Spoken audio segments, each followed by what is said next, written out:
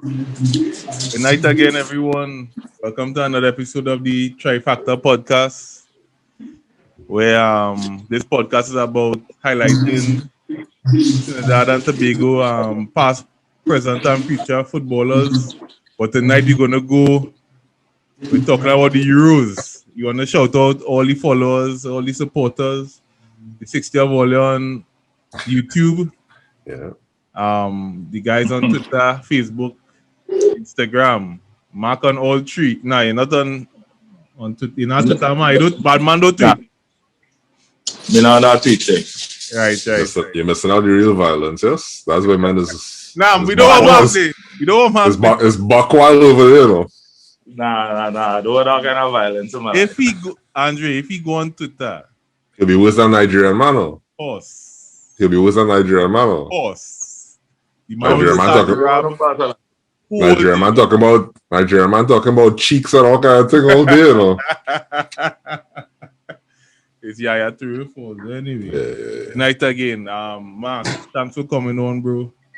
We'll talk about some Euros tonight. Oh, that song it. You know that? This is what's going on. Right. Who else back in the Euro? It's back the Queen, bro. Right. I have been colonized. You know? So I back the 3 lions. It's coming home. All right. All right. So let's start from one of the first game. I think was Holland. No, it was Wales. Denmark, Wales. I think, right? So we seen that game, guys. What we saw in that game? Oh, Denmark Wales? Yeah. Well, bro, it's a one football inside in that time. And that is Denmark. My personal opinion is, as a person that has watched Denmark play football, I'm not sure if it's that we just inspired Denmark, or is it that Narrative. Christian Eriksen, the loss of Christian Eriksen would have either inspired them, or it would have highlight a major weakness that was Denmark all the time, where the team more or less was a bottleneck, where everything they playing through Eriksen. And I think that was easy for opponents before. Even if you look at the first part of the Finland game, you'll realize that Denmark wasn't this big attacking, penetrative threat, right? They was expecting the brilliance from Eriksen. However, since the departure of Eriksen, what we see 2 footballers that are relatively green on the scene. Damsgaard, right, being the most impressive, and a guy named Olsen. 2 young footballers that have Denmark almost looking like the best footballing team in the Euro at the moment. Wales is a caveman side. You ain't gonna get much football from them. They just get on the road, they just swing it across, where you're gonna get blood, sweat, and tears. Everybody running, and the fighting, the little internal war and the struggles. But Denmark was a clear, easy winner. Yeah. And also, Denmark is a serious contender to go all the way. All the way. Well, so they're on the side of you. They're on your side, huh? They're on your side of the bracket. Well, so, that's all right. All right. Sorry, that's all I have to say. Go ahead. No, you see, but I am a firm believer, and similar to the Champions League, the boring side of the bracket is always win the tournament. So if Denmark and England meet, whoever win them will win the tournament. In the Champions League, everybody was watching one side. But like I just tell people, attacking football is nice. That's what we all want to see. The attacking football is win games. They don't really win tournaments. What is win tournament is a solid, stable team. And if you look the boring side of the draw, that is what they're good at. Being stable and solid. All right. That's a cool take. I can't fight you on that. That's a cool take, but I ain't think so. But why saw in the game Wales versus Denmark? I saw Wales not having any impact on the game. no impact on the game was like they try to play with the guy up top more. They didn't put it across to him. He was 6'5". They weren't swinging in no setup balls. They weren't pinging it into him much to hold it up. When they did ping it in, he got fouled, quote unquote, and they went back down the road and scored. So I wasn't sure what their game plan was. I don't know if it is with Ryan Giggs, whoever he is, but the coach he didn't have much impact on playing Denmark. Denmark, to me, I like narrative, and you know that inspired team was. They're playing for some bigger than football. They're running harder. Dolberg scored two good goals.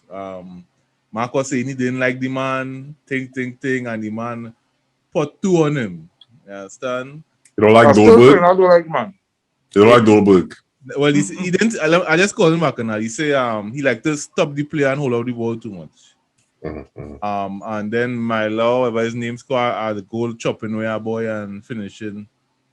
Denmark deserve to go through. Andre. My take on Dolberg, let me just clarify that is this. Dolberg, similar to Karim Benzema, is players that has added a lot of quality to your attack. But what they're not good at is cohesion. Right? How I know this about Kasper Dolberg? When he shot on the scene, maybe in 2019, I was a big fan. The kind of goals he's scoring. So you know what I decided to do? Watch Ajax games and follow him. Okay. And what I realized, and if you just watch Ajax, you realize he doesn't start. He's come off of the bench. And a big part of that is because he does always affect the cohesion of the team. So our team don't necessarily play the biggest, best cohesive brand when he's on the pitch. One of those players that can give you a moment of brilliance. He's a good footballer, but he's not good for the team.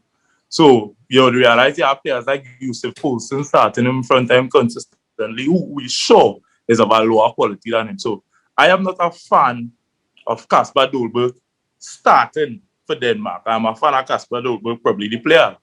Just like I rate Karim Benzema highly, but I do believe he was one of the bottlenecks in the France team. He could score 4, he could score 5. He was a bottleneck in the French team. So I was with you until you talk about the Benzema slander on the part of it that says, "Oh, he affecting it." Nah, man, nah.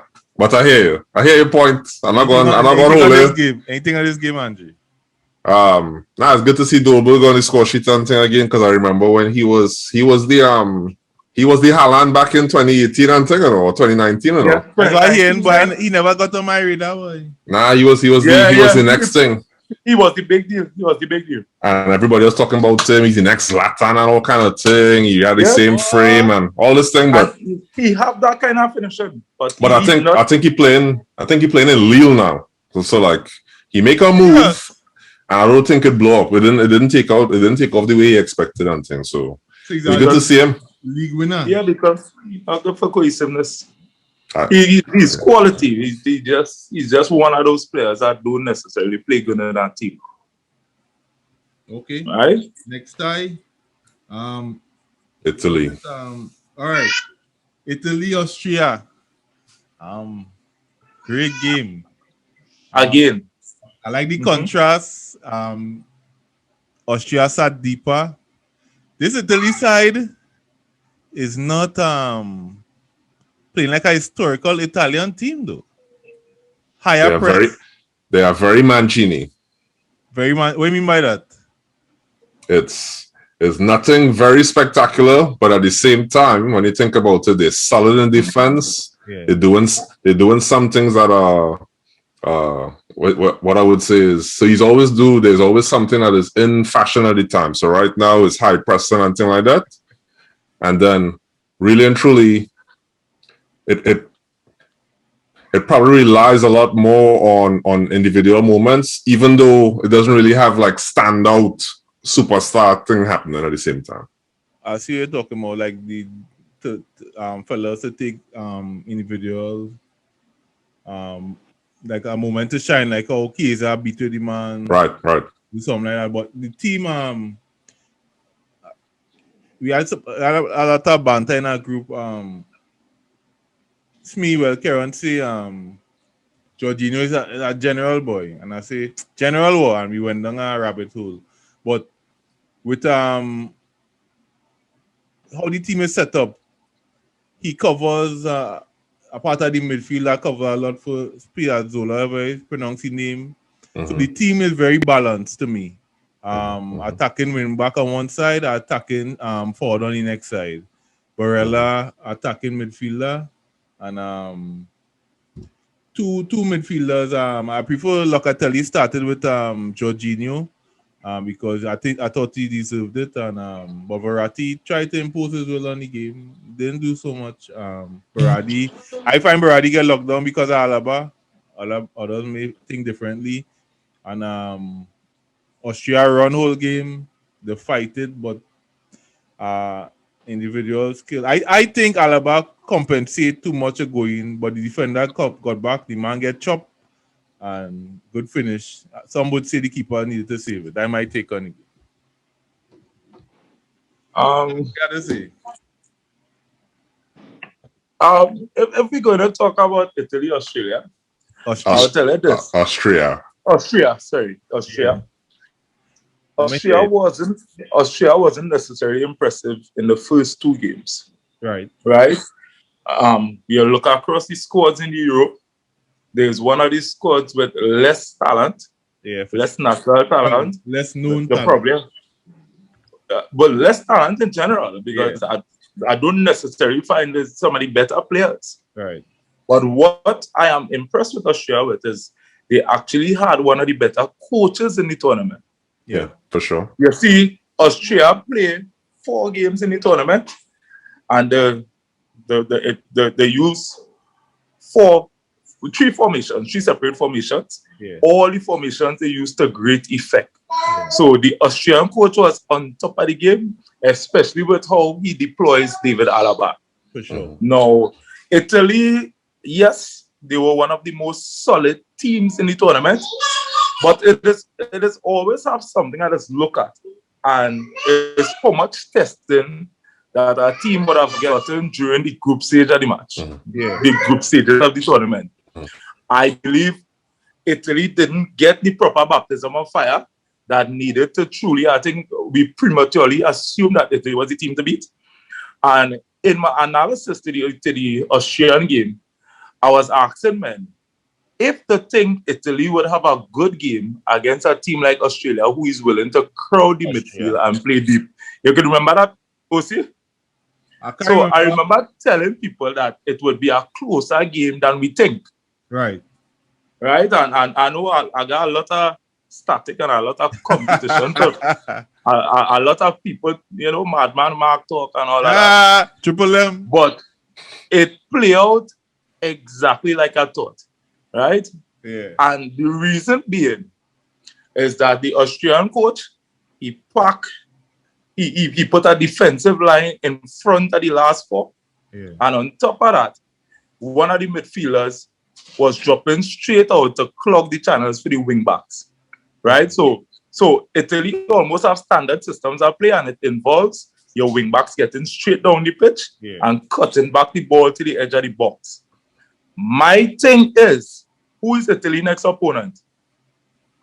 Belgium. Right? Is it Belgium? Yeah. Right? Now, I think Italy running some luck where we have a doubtful KDB and a doubtful Eden Hazard. Yeah, for sure. But I am telling you that Belgium, with a 3-4-3, would have caused Italy real problems with a fit squad. And what we realize with Italy, they're not good at defending the counter-attack, especially since Giorgio Chiellini out. Believe that against Austria, they have been found out. And if coaches doing the homework, I think it have a way to beat Italy. Okay. But who say Italy was some kind of favorite or something? Who said that? After the first round, they were the favorites, man. Yeah, after the first rounds? Yeah. Okay. They played the best football to me. Okay, no. I just making sure, like, I don't think people were saying that pre-tournament, but not after the first round. Not pre-tournament. The favorites were France, Belgium, Portugal. Portugal. Yeah. What do you think, Andre? What do you think of that? of that tie? So this one, I watched some of it. To be honest, I didn't watch it much for tactics. I was just enjoying the game as a fanboy, really, just watching football. Trinitalian? Nah, not really. Okay. I'm not a fan of Berardi, to be honest. I think he's trying too hard. He's trying too hard to do too much. Alaba have him in his pocket. But I feel like every time I see him play for Italy, he's always be trying to do too much for himself. Okay. He's doing too much. You're correct. Versus the Berardi you see in Sassuolo and thing, like where he's more established as the star, so he doesn't have to try too much. Okay. On the national team, it looks like he's trying too hard and thing like that. I don't know. I was watching the game and a part of me was just, I was reminiscing on. So first of all, I don't know if you remember Arnautovic used to play for Inter. I don't know if you remember that. Arnautovic? Yeah, Arnautovic played for Inter. I cannot remember that. So he did. So I was watching this Arnautovic. You know, he ain't really changed too much from since he's small. I ain't gonna lie to you. So from a youth until now, still the same thing. He still have touches and thing. He have a little bit of Zlatan in him, but then there's a part of him that's just he's not that guy. Right? He's just a level below. And then I'm watching it and I can't help but think about, dog, Mario Balotelli would have done so well in this team if he could have. You're saying? There's a something so right, yeah. There's a big if. But you're watching the team and no disrespect to Chiro, the man just do his job. But he's such a basic player that he just can't help but think about, look, if Italy had a better forward, right? That's a better all-around forward. Better threat from shots outside the box, better threat inside the box, but they could even be a even stronger team, to be honest. So 2012 Mario in this team, that would have been it. Could have been. Could have been. Andre, I'll go one step further. It's not only Chiro, is when you look Belletti coming off of the bench. Yeah. I think the center forward, I actually like Chiro, but I don't think Chiro is a world-class forward. He's a Syria class forward. He'll score a lot of goals there. But he won't score a lot of goals against proper defenses. That's the problem. That's true. I think that is also a bottleneck. You have Chiesa, who is a very nice attacking player, but he's a player who's play wider. He's not necessarily the player that will attack your goal holding. I think so. I'll say, I think he should start. Yeah. But I see that Italy are very mortal at this point in time. My favorite player on the Italian side actually is Barella, a player that a lot of people don't give the credit. But if you realize, Barella is a really good player at progressing the ball from the midfield to the attacking spaces. Is a player that if I could take him in Chelsea, I like the player. I could take him in Chelsea. He's one of those players who play. Wait. Where you gonna play in Chelsea, man? What do you mean? Where would Barella play in Chelsea, man? We are Mateo Kovacic. You take all the rest. So you taking a spot on the bench? No, he's starting. Next season, I don't anticipate Chelsea to play a 3-4-3. Serious? Right through. I think a 3-4-3 for Tuchel this season was a quick fix. It was as a win not to lose. Right? So Tuchel came in, he did his research, he realized that the formation that Chelsea concedes the least goals with is more or less a 3-4-3. That is since Conte this. And that is what he implemented, because at the point in time when Tuchel came in, Chelsea was conceding goals for fun. There was scoring for fun, but there was conceding more. Right? So I think it just happened to work out. But I don't believe that is the formation that Chelsea is going to stick with next year. And Chelsea was going to go so fun, but similar to 4-3-3. And I think we had the room for Barella. Hey, when Chelsea was going to go so fun, boy. Fair enough. On that Lampard, boy. On that Lampard, let's stay on task. Go ahead. I think next was Czech. Netherlands, Czech Republic. Mark Dumfries, good player or not? We talk real players now, and Dumfries is not one of them. If they didn't handle the ball, Czech could have a better chance. Virgin, Dumfries. He's a nice attacking player. athletic player. Forward. I don't find he's a nice attacking player, sorry. He's a player that's be up the pitch all the time. Yeah. He's a player always in a threatening position, but when you look at his offensive metrics, they will be poor because the final pass not good, the final shot not good. So I'm really not sure why he up the road all the time. That's the first thing. Yeah. The second thing is, I am a purist in the sense that if you name anything with back, you need to be able to defend. And I know that the Netherlands playing two wing backs, which none could defend, and which none does attempt to defend. No, whose fault is that? Is that the coach? No, I'm not going to say it may not necessarily be the fault of the players, but I know for sure that Netherlands had one of the worst coaches in the tournament. So easy not from the first game that Netherlands played, I call the football trash. People cuss me. After the third game unbeaten, I tell everybody Netherlands going home. That's good. That's all well and good. That's all well and good. But when you're playing fumbling football, that's what is happening. You go up the road against a team that's serious. And that's why Netherlands home. All right. But choosing honesty. All right, Kevin Samuel. So like I said, the two wing backs were very high, and Sufal and them eat that up. When they're going up, they defend solid, with a solid base, and their wing backs getting up the pitch. And how much you are attacking with, Mark? How much they're attacking with 4 at least. That is right? how Netherlands play. That is how Netherlands play. They're attacking not with Netherlands. 4, but they don't have one Czech Republic. When Czech Republic going up the road, the wing backs getting high, and they with 3 forwards. Then right, yeah. Supporting Sheik, whatever his name is. Yeah, what Czech Republic just end up in the attacking phase is a 4-1-4-1. But I would say this also, we have to remember, in the Euros, Czech Republic possibly have the best defensive midfielder or central midfielder in Thomas Souček in the tournament. Possibly the best. He's a player, you never get him out of position. He do surrender possession of the ball. He good on the passes. And the late man runs into the box. He's a very dangerous player. He have that. Very, very dangerous player. There's one thing he have is that late run into the box. Yeah. Andre, any thoughts? I ain't watching that game. I don't watch Holland play. I don't watch. No disrespect. No disrespect to weird statement, host. Hey, no disrespect to total football. No disrespect to Holland, but I can't watch no team with Memphis is the talent one, though. Oh gosh, that's a good point too. Come on, Memphis is a joker, bro. Anyway. No disrespect to the king. No disrespect to the king and them. Kwame just entered the Zoom, no? Yeah, but I mean, you know, the man is talking about unseriousness. So there's players who are not serious. That's Barca New Hope, you know.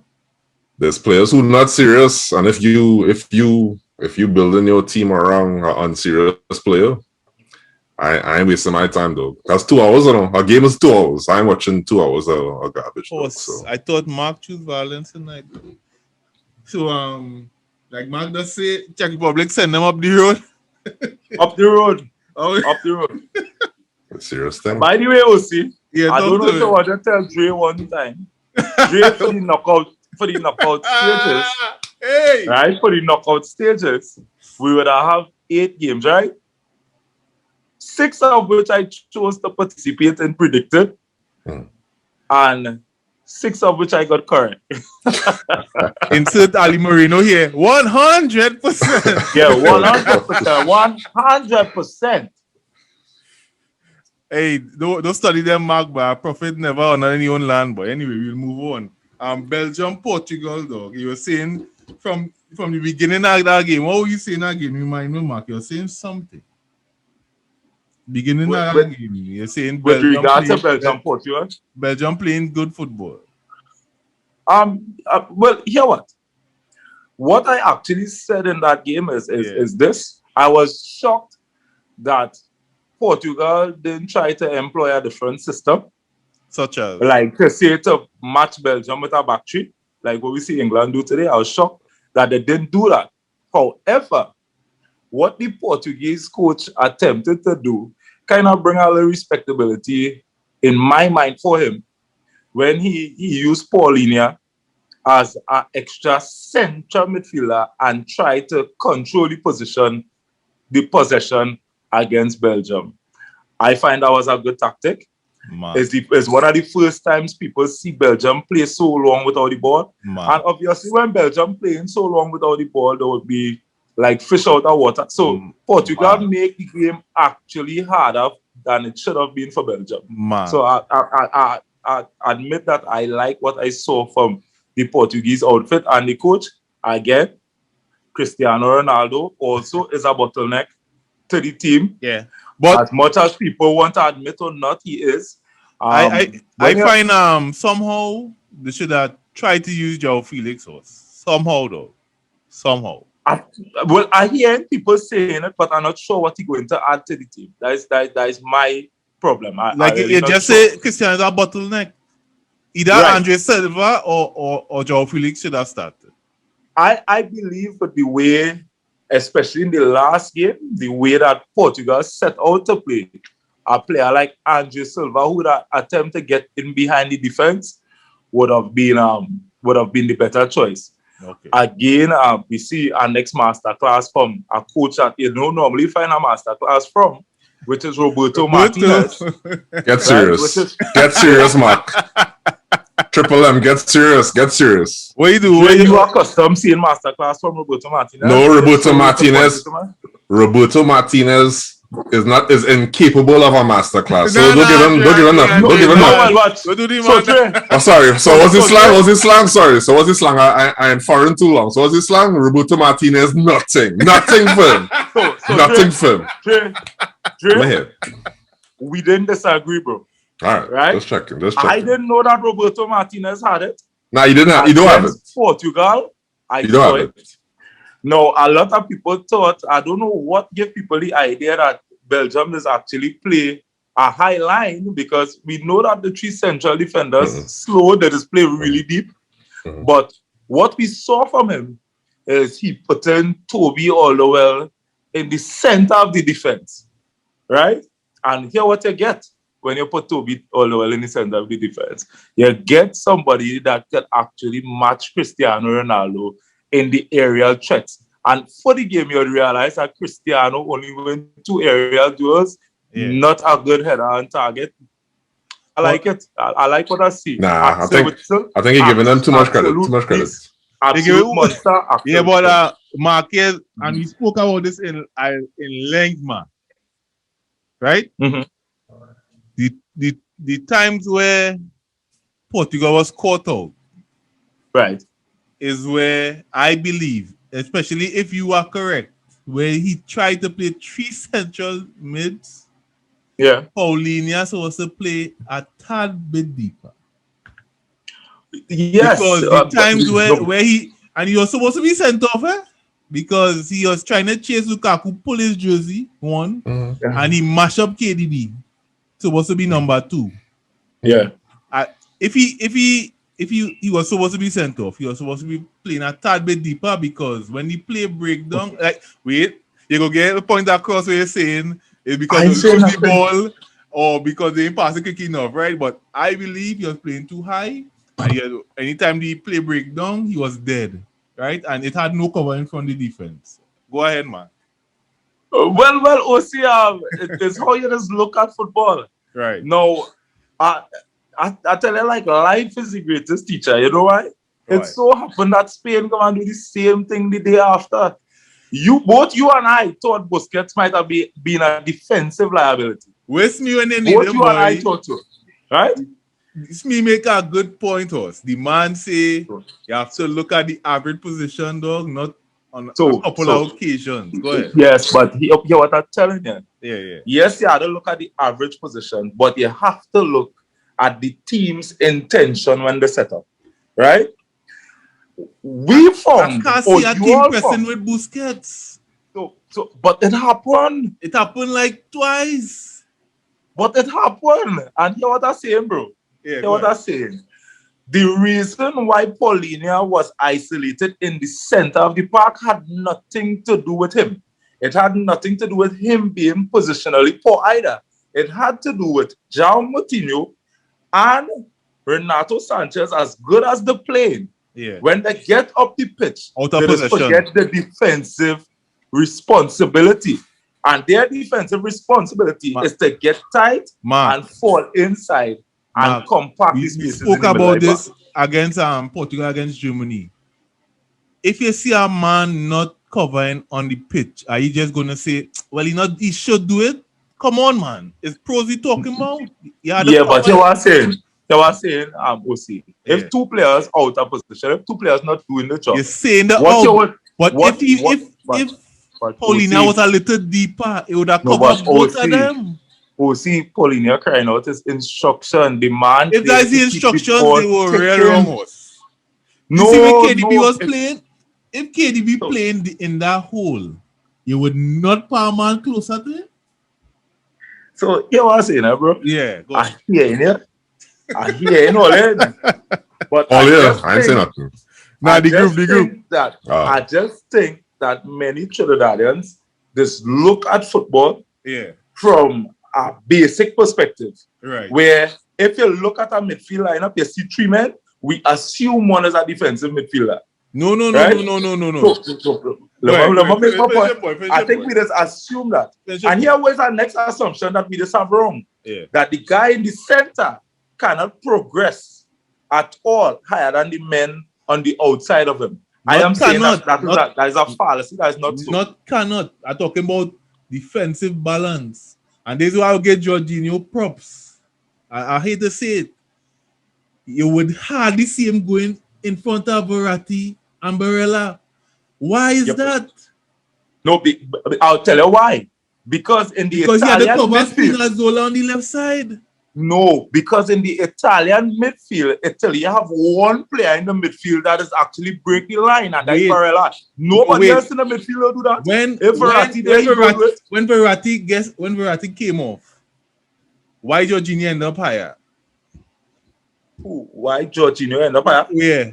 Because Jorginho could also end up higher. Because it had a man covering. And that's all I'm trying to say. So OC, but then you make my point. I am telling you. Was supposed to be covering them man too hard. Anyway, Andre, let me get something. Well job. So Triple M made a comment about Souček being Souček. Hey. So Triple M, they could make that mean something more positive though. All right. They don't have to mean the same thing forever. All right. So you have you talk about Souček as being, I think, did you say defensive midfielder or center midfielder? Defensive / center midfielder. So I think the guy that I'm starting to rate as my best center midfielder right now is actually Yuri Tillemans. So I think he's a sleeping giant that people don't actually realize, though. This man actually real You find a better game now with Sil against Portugal? He didn't have a better defensive game. Okay. But in terms of, two-way, people like to talk about two-way. He's a good player. Anyway. Yeah. What I will say, so quick comment on Portugal. Though this man get this whole tournament wrong. The coach. Whole tournament wrong. He actually gets Sunday better. The one thing he get right is when he drops the medal finally.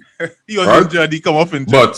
But yeah, obviously anybody who watch Juventus for any number of games could tell you, yes, Cristiano, yes, he's scoring goals still, but that is not a man that you're gonna say he must start every game and that's who you're building your team around and all this kind of thing, such that you're playing Diogo Jota to support him and things like that. Trash Euros for Jota.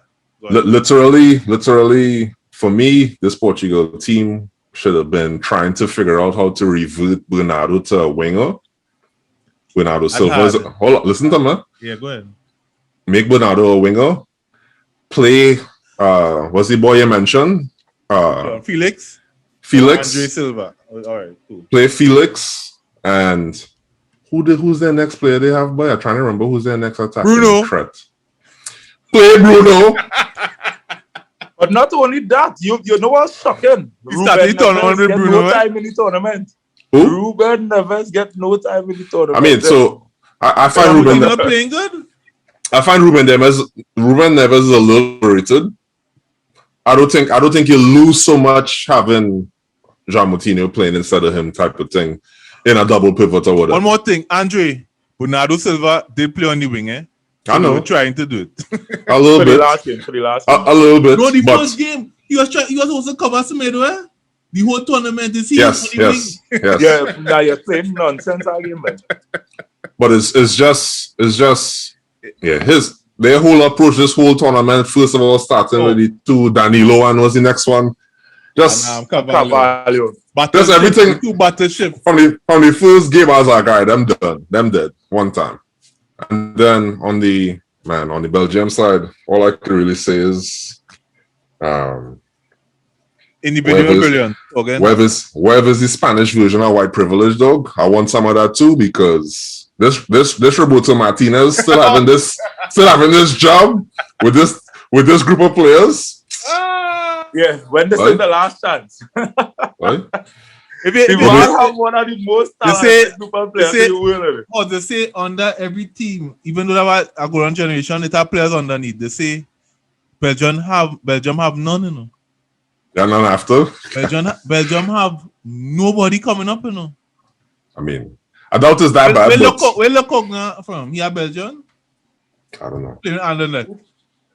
I don't know. The man who has no one to buy.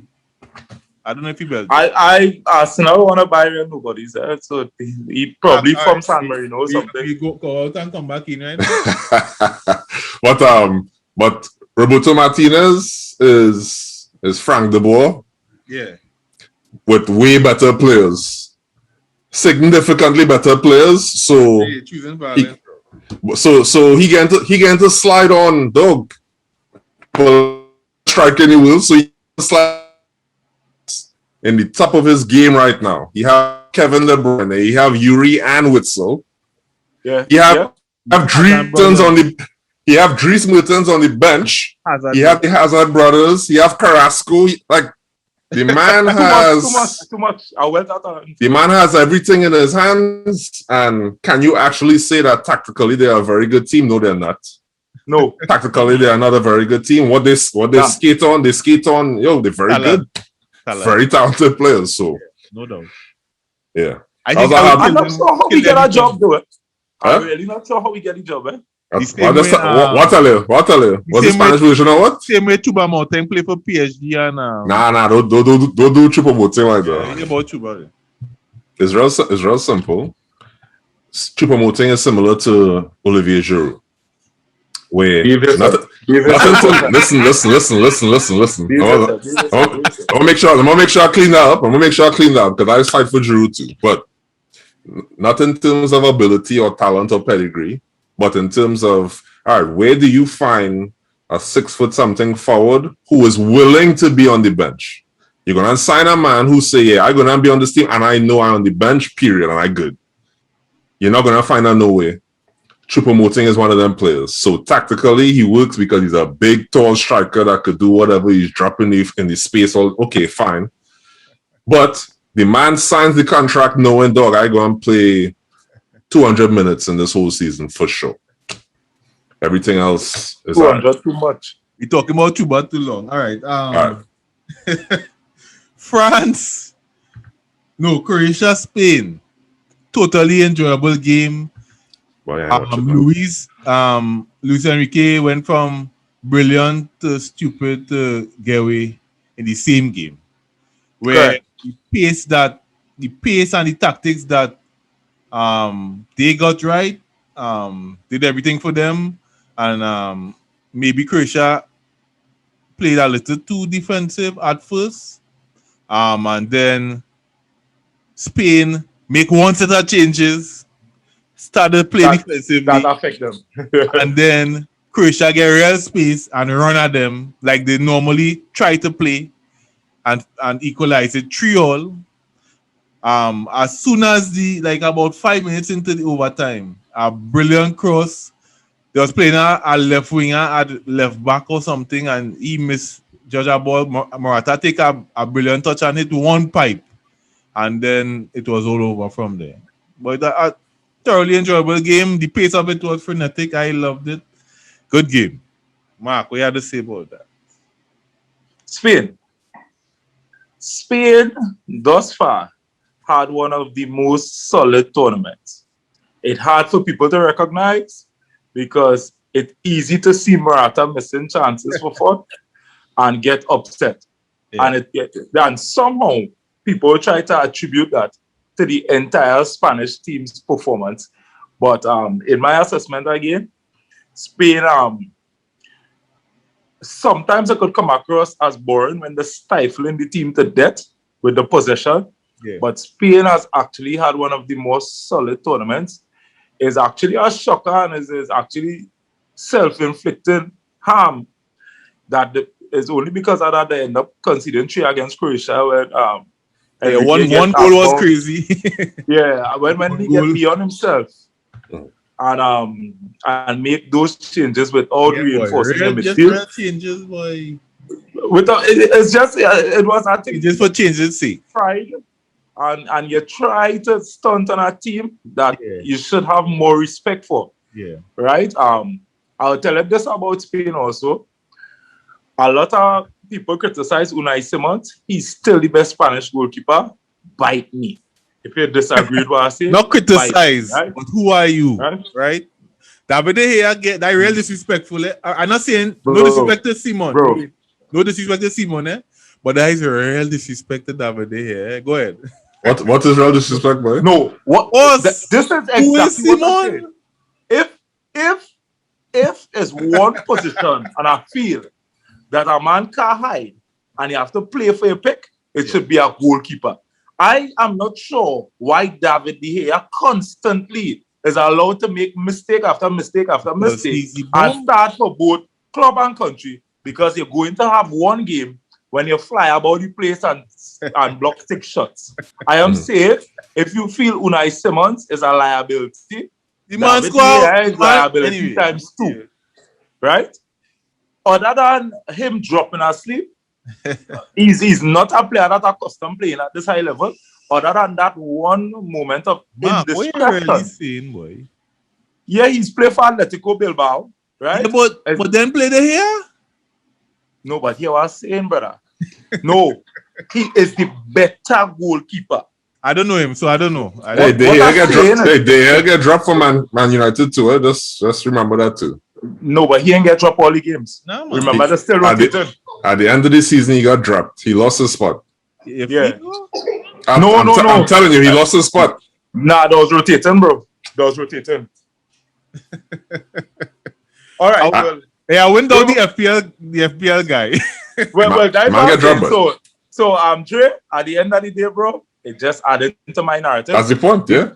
I say this to agree with you, saying, look, the man get dropped for his club. That already tells you what's going on. Obviously, it adds validity to, all right, pick somebody else for your national team too.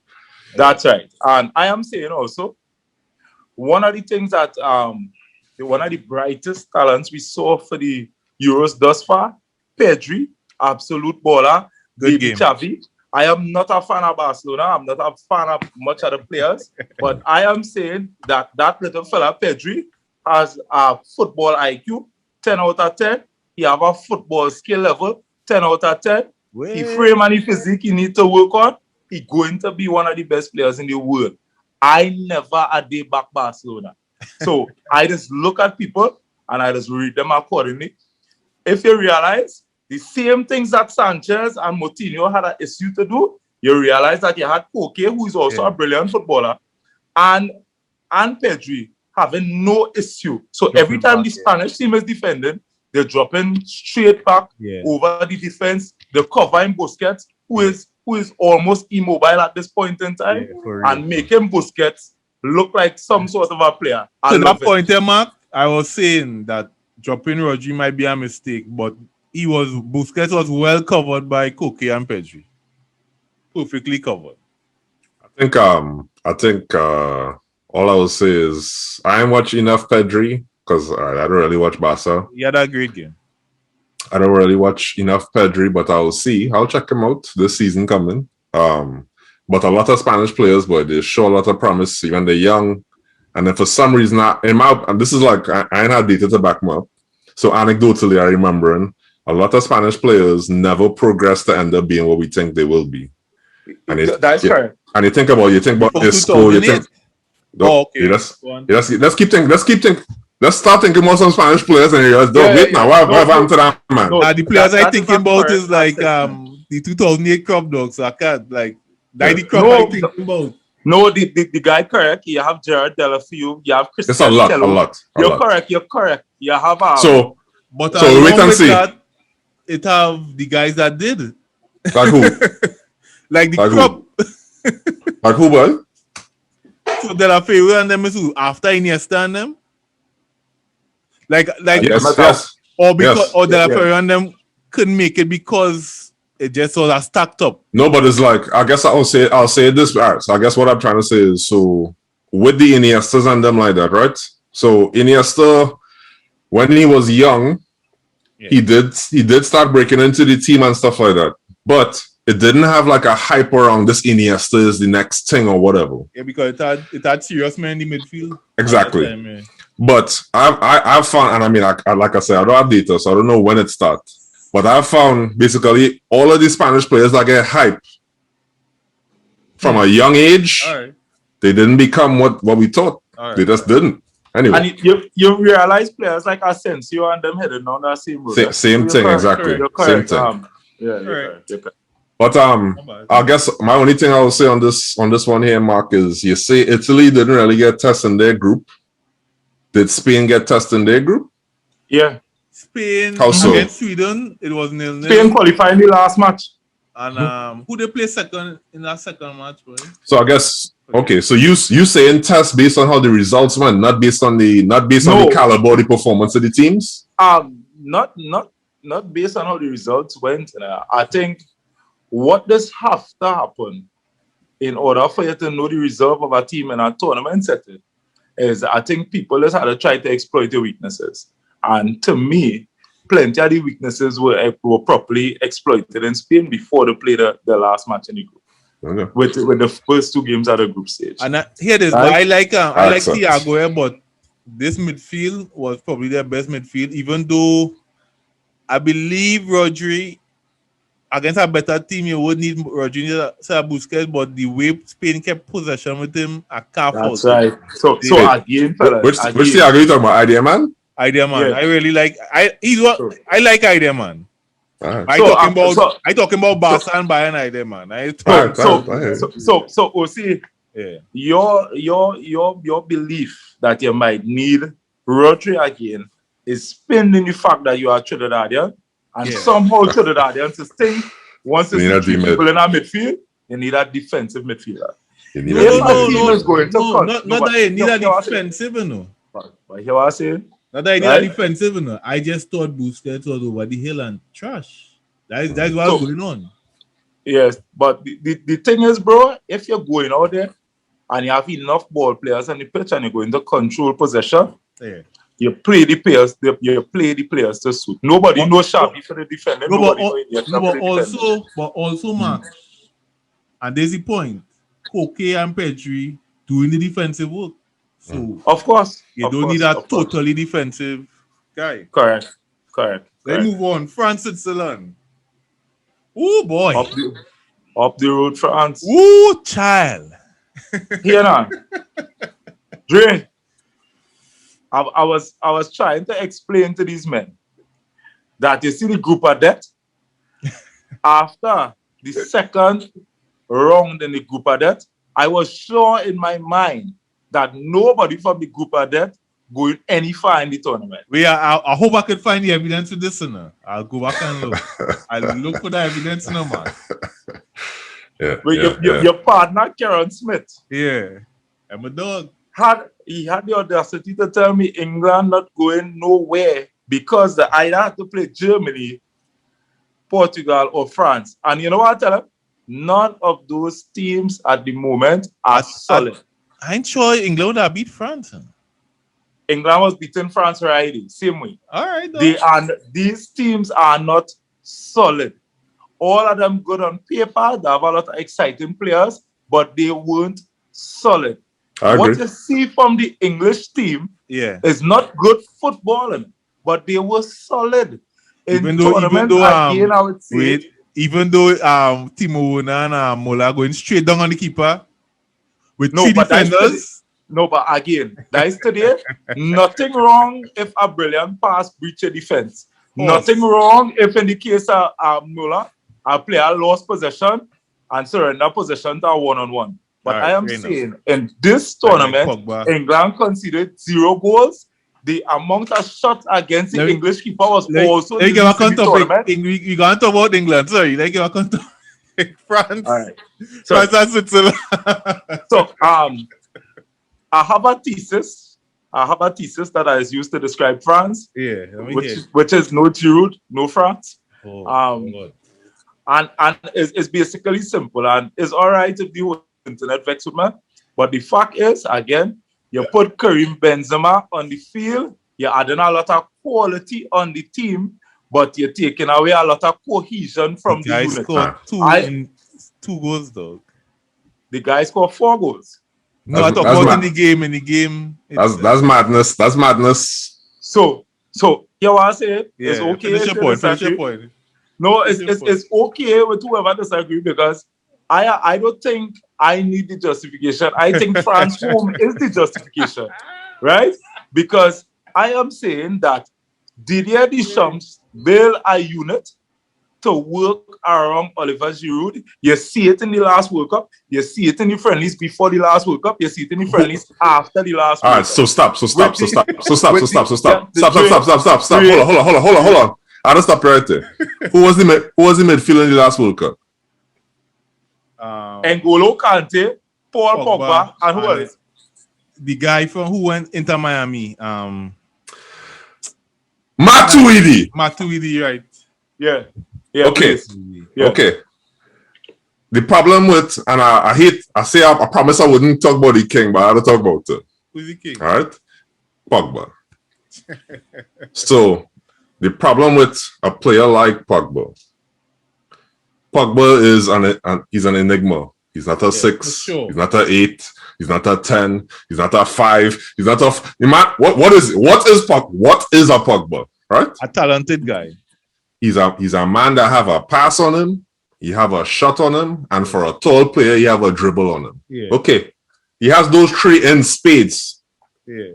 All right, but if you don't have N'Golo Kante and Blaise Matuidi running for this man, if you don't have them running for this man, you are liable to have unserious moments that result in teams killing you.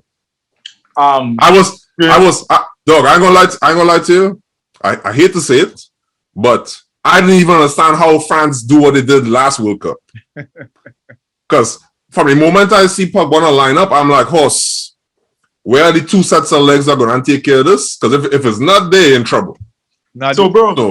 He had a full setup, and the team believed in Deschamps setup, and they were running. So I guess here's what I'll say.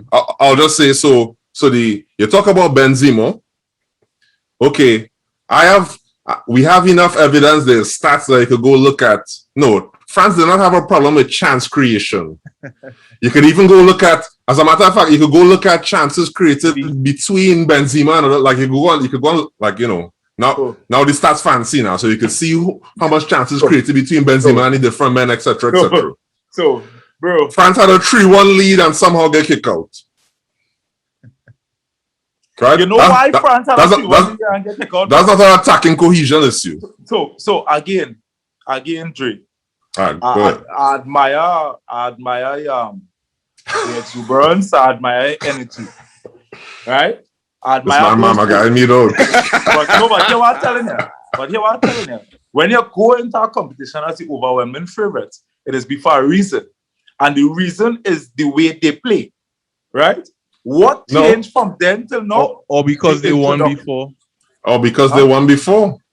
They won before. They didn't win the last Euro. The last World Cup. The last World Cup, Mark. But hear what I said. Yeah, go ahead. Hear what I said. Yeah. Again, I don't think, yes, Matuidi is missing. But if you look at it, Rabiot does cover a lot of grounds. If he covering grounds with quality, I don't think so. But he's covered a lot of ground. So again, hear what I'm saying, bro. Chance creation is one thing.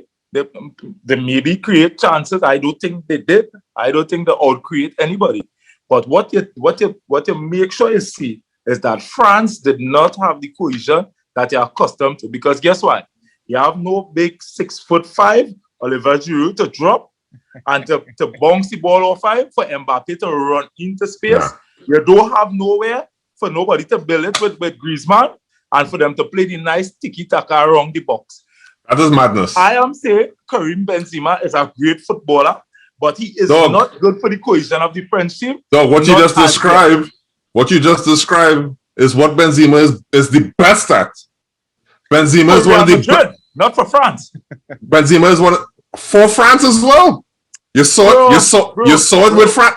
How much? Listen. Nowhere look, in France. Look, people. So I'll tell you Twitter violent, so they calling him Mbappe, all kind, like they making up thing now. So they calling him. They say Mbappe is je suis baby or all kind, like they be using French words with all kind, right? Whatever. Men talking garbage about Mbappe. Why? Because look how much chances he missed. Look at the plays. Karim pulls short. Pogba have space. Hit the ball in behind. Bro, right? Poggy creating it for him. I give you that. No. Poggy creating it for everybody. Right. I am saying this team was not a unit. I am saying it's clear. And one thing before you start there, because Dre make a point that I had to correct him. Yeah, man. When you telling me that because this team was 3-1 up against Switzerland, it is reflect that they do have a problem with cohesion, I think it's dead wrong. There was 3-1 up against Switzerland. They was never supposed to be there. You look at the game, Switzerland come, they outplay them, and it's only the penalty miss that make this young Swiss team bend the head and concede those 2 goals. That was happening nowhere else. No way else. Understood. Switzerland was chroming France. France would have passed the control. 3-0 chrome. They was getting shot. All right. In fact, little chrome boy, chroming 3 people, right? A little wicked. Anyway. Pass the control. Here's what I say. Right. The first game, Germany out-created France. I can't remember against the second game, Hungary, 1-1. Boom to Mbappe. Score, I think Benzema threw away one. I think Mbappe threw away one. Then they play Portugal. I can't remember that game off the top of my head. Right, whatever. This game where the 2 left backs injured.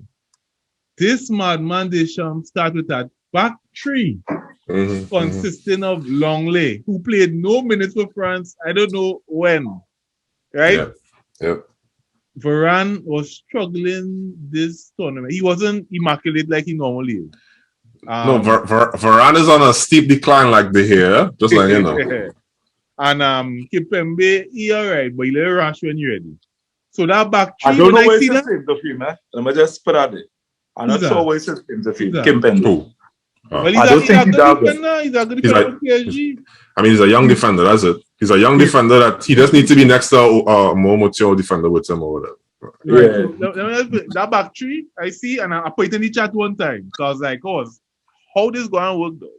With Rabiot as a wing back. Right, so they play a 3-4-3. They play Rabiot on the left. Andre, to your point, guess who was in the midfield? The double. Who was in the midfield, right? Pogba and Kante. Right? And you know I realize, and he'll do it for Chelsea. And I hate to go. Why just come back to this boy? Who does always stay home when Kante going and Galavan boy? Georgie boy. Pogba was staying home too. No. Pogba not to stay home or? So none of them was staying home horse. So France midfield was a playground for Xhaka dog. Xhaka looked like a world beater. Space, time, passes. Yeah. In the half space, a man named Zuba was killing Varane and who was he right back? Pavard was. You're like horse. Varane could have get sent off and Pavard could have get sent off. No, I'll tell all of this, right? All right, go ahead. I'll tell all of this. France have 7 injuries on the squad. Yeah, we know we that, have to but bear the that in 3-4-3 mind. you should have never been played. I don't know. I think you might use what resources you have. And I would tell you this. Pogba He had play a double. So, no, Fred, like I tell you that, sometimes he's watching football on paper and don't watch what actually happening on the pitch. I tell you what, right? So, no, you're correct. But hear this. Rabiot playing as a wing back was to compensate for Pogba. If you realize how much time Rabiot was getting narrow on the inside. But he was one of the most creative men down the line, though. No, but when they take off Langley, they put Rabiot as a left back, which was baffling to me. But when he was playing as the wing back, he was getting inside. He wasn't doing no overlapping runs. He was getting inside the midfield. Mm-hmm. So it was almost like he playing as a wing back and coming and congesting the midfield. Yeah, but he's not Matuidi. He's not Matuidi. He don't have quality, and I believe in white privilege on the side. Again, sorry. Hey, the French version of it. Whatever. Right? I'll go pull up stats. I'll go try to find stats for it. Because obviously something that's one more subjective things to argue is about cohesion or something like that. That's the term you use. Yeah. What I will say to you is, for me, fundamentally, the issue is as simple as their midfield was off. Their midfield balance is off because the personnel has changed. And it's because, again, the King, he is a luxury player. That means that had a good game. He's a luxury player. That means that for your defensive side of balance for midfield, you need to have certain types of players that play in period. And if you don't have that, yes, you're likely to end up getting steamrolled at some point. But I'll tell you the problem, man. You know what's the absolute sad thing about it? Is that France actually had the players that could have replaced Matuidi. When they have players like Camavinga and you had the resources and they didn't utilize it. That was kind of sad. Soumare. Yeah. Soumare from Lille, Camavinga, especially Camavinga. They had the players to do it. All right. Benzema scored 2. That's a world win hot because, like I said, Zuba was running up them men on that right side. He was killing Varane and Pavard. So that 3-4-3 they was confused. Even before the 3-4-3 against Hungary, that same side was giving France trouble. Right. So the score, Stefanovich rough up Longley and scored. All right. And then France scored a terrible pass to Benzema. He took it somehow and to poke it home. And that was definitely intentional, right? Yeah, intentional. Quality, and then penalty player. Rodriguez, big save by Lloris, and then the game just turned on its head off. And then I think Benzema goal came after the penalty save. Say that again? Yeah, I think so too. Benzema goal came after the penalty save. It came after That's why the game too. I think so. I tell you, the moral of the Swiss team was broken. Right. It's only when they catch back themselves and like they tell themselves, but wait now, this France team is shit. Let me beat this side. That's literally what went on. And that was when went down. So I'll look up the numbers on. Yeah. I think France have not had problems creating chances. They've had problems with stopping chances from being created against them. Just want to give everybody the flowers. Game plan. I forget Swiss coach's name. I forget his name too. Superbly executed. Superbly planned, superbly executed by the players. Like I say, Xhaka, playground. Shaqiri went hiding. I ain't seen him yet. The defense and the midfield real play for bro. You see these substitutions, Switzerland? The substitute come off the bench and absolutely chop where man score. Right. That was so Mbappe, when the man put on the thing, Mbappe, great cross, great goal. The substitutions on point. And was still saying game set, man. I think this was getting tough for you. Say the game done, man. Right? Yeah. And then Pogba lose the ball in the midfield, and Xhaka play a great progressive pass, and the man nearly end Kipembe career Yeah. Hit one Random in the corner horse. Yeah. But I'll tell you this, my credit to Switzerland and the coaching staff. Great. Over the first 2 legs, Switzerland was absolutely terrible in this tournament. The first one? 2 games. The first 2 rounds. Yeah, they were right. absolutely terrible. And to find themselves in the last game, they scraped through as a 3rd place, I believe. And the smash Turkey. Yeah, in the last game. And Well, Turkey is nonsense. Turkey was the 2nd to worst team in the tournament. Nah, they were the worst. Could be the worst, yeah. They were. Right? England. Because I think we talk about Sweden. I didn't see that game. I didn't watch that game. I didn't watch it either. England. All the thoughts on England, boys, before you wrap this up. Mark, you're quiet, Mark? Anybody want to go before me? Nah, you go, like yourself. All I want to say about England is I told you so. I told you so. I am an English fan. I am not the English fan you're going to find saying football coming home, because guess why? England ain't really win that much football for football to be calling it home. Right? I am also not the English fan that going to be telling them my team is the best, because they are not. My team have a primary school coach. No problem. But here what I'm sure about. The Gareth Southgate with his pragmatic... Sorry, go ahead. Southgate with his pragmatic style of football, no way was losing to this fumbling, bumbling Germany. Right? Now, Germany create 2 clear-cut chances, and that is almost too much. And I think that's setting because of complacency on some end. No, I mean, English side. So I'll just say, let me just say one thing there, Mark. I think you said it earlier. I think a lot of times so Jose just said, Pep said, whatever. On high-level football is the details, right? So play in transition. Yeah. People just use play in transition and try to make that entire narrative about how the whole game went and things like that. If a man get dispossessed, yes, it will lead to more than likely clear chances. So Raheem back pass was garbage. Yeah. And I can't actually remember how Germany get the ball when Havertz hit that through ball, but it was probably a dispossession, right? It was a lost ball. I think it was one of the defensive midfielders maybe. And so that doesn't tell the story about in reality, England is a very balanced, solid team, etc. Good. That's right. They are solid. You're making Mark Knight, boy. Well, no, but I want to hear about the front line, though. No, but if it's one thing here, I could tell you, Dre know football. Dre understand football. I don't have to agree with Dre every point. He lied. He lied or he laughing for. No, I'm not lying. Man saying that they make any point, though. It's different from arguing with Cliff. Yeah. Because a men not watching game and coming to argue about football, watching 15 minutes and coming to tell you about how the game went. Right? So I am saying, bro, the Germany side but I know. I am saying the Germany side fumble and bumble. Yeah. England, simple. They're looking, they're actually playing to get 1 or 2 chances and to put away the chances. Yeah. Raheem Sterling, on behalf of Raheem Sterling and his family, England, all you could hold, all your racist bleep. Right?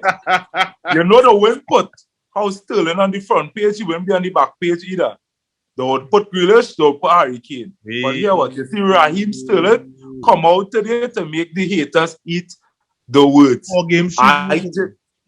Now, in terms of England front line, I really didn't agree with starting Bukayo Saka. I don't believe he have the experience at this level. Yeah. He's not playing for a team that is compete at a high level.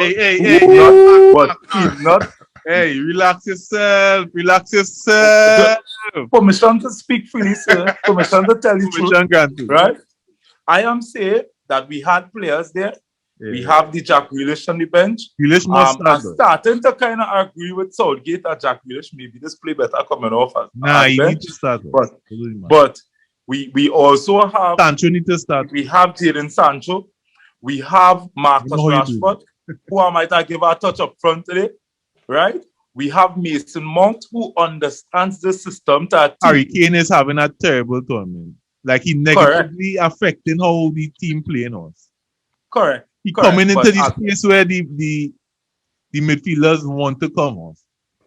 No, but you had to understand that is Harry Kane game now. Yeah, but that was saying, if you want to talk about a bottleneck, Mark, that is a bottleneck. No, England bottleneck is really Southgate, but whatever bottle Southgate using, it working. I am just saying that to play Saka and then to follow it up with Trippier and even my boy from Man United when Luke Shaw not really accustomed to 3-4-3 and also Saka not really accustomed. Chilwell is the two Chelsea for what men. reason he don't like Chilwell, I'm not sure. Yeah. But it's clear that he has something against Chilwell because it's something that English fans will say. Right? Sure, is he better left back maybe? Yeah, I don't think he has something against Chilwell. I think Luke Shaw is faster than Chilwell. Right? But he's not better though. He ain't better forward and backward. This season, I think Luke Shaw showed himself to be, even if it's not about so I think Chilwell has a lot of quality in his foot, right? This delivery of stuff, right? Yeah. But if I'll talk about this with the difference between Mike and Dani Alves, right? So there's no question the quality that Dani Alves had was better. Mm-hmm. But Mike as a tactical dribbler, where to be, how your body's supposed to be, blah blah blah. That's what Luke Shaw is showing me this season. He is showing me that he knows how to dribble with the ball, when to dribble with the ball, which Chilwell doesn't know how to do as good. Yeah. Yeah. Even if he has more quality in his foot. So I could see why Shaw will get picked. I could see it.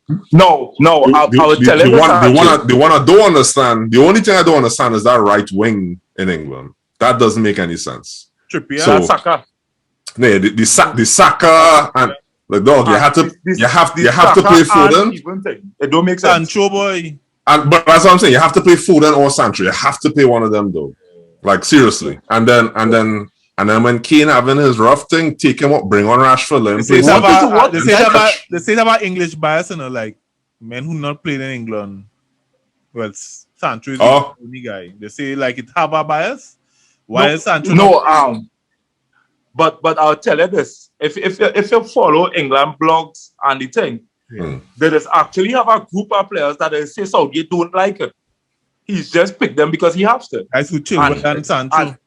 And it is always started with Sancho, Chilwell, Reece James. He's just picked them because he has to. But he didn't have to bring Reece James though. But this is it. I'm not sure why he bring Reece, but he's a man don't really play Reece anymore. But some guys will say Reece had a bad game against Scotland. I couldn't see what he did so wrong.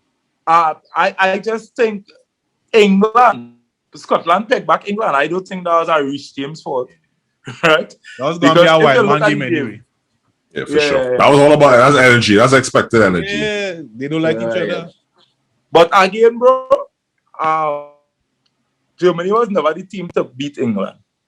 And I say it from early, they weren't. Here's my FIFA take on Germany. I am starting Sane, I'm starting Nabry, I'm starting Havertz, I'm starting Wuna, and I'm trying to run you off the park, dog. I don't care what else happens. That's just me. Yeah, I guess that's just me, dog. I am trying to stretch your defense.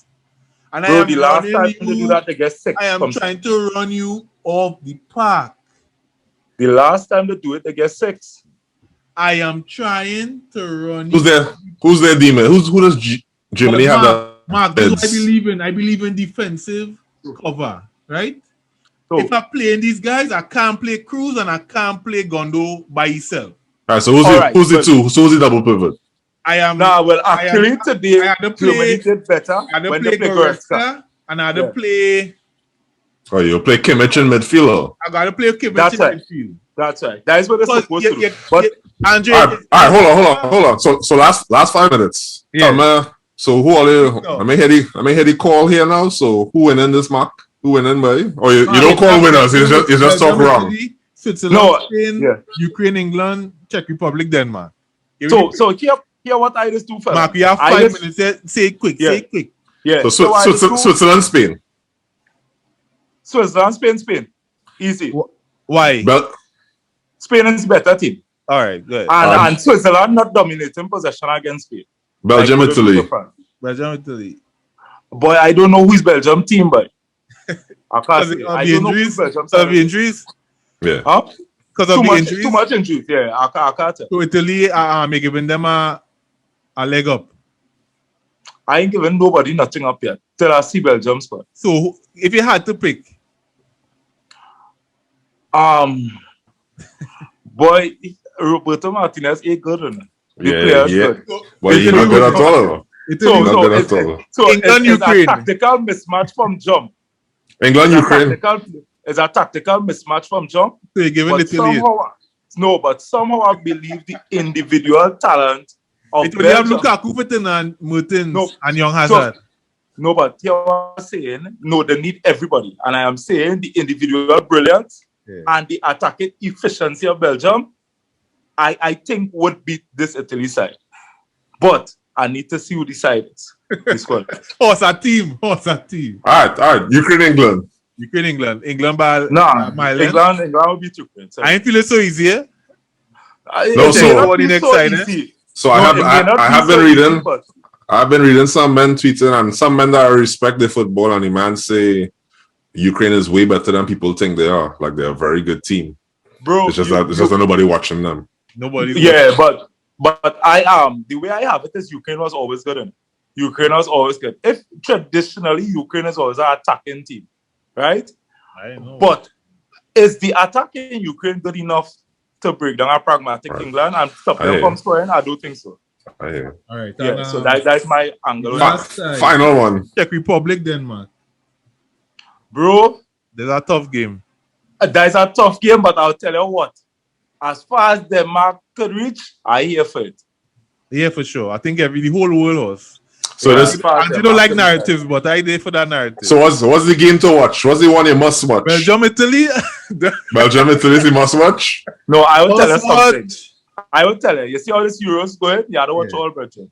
Of course. I think the must watch going. Like how this Euros going, it's going to be Czech and Denmark is the must watch. That's going to be the best game. I mean, the best one.